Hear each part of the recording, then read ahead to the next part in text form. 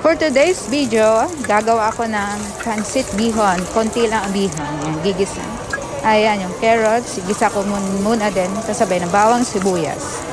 Tapos, ayan, pakulo ko na. Yan.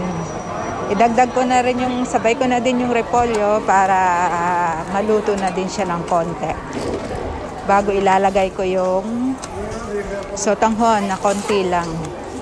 1 pack lang yan guys, maliit lang siya.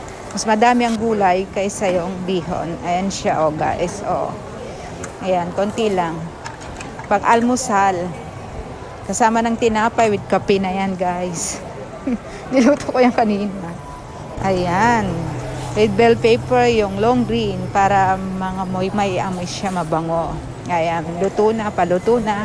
Kakain na tayo mamaya with kape. Ayan na siya guys, luto na. So, salamat po sa panonood. Kain na!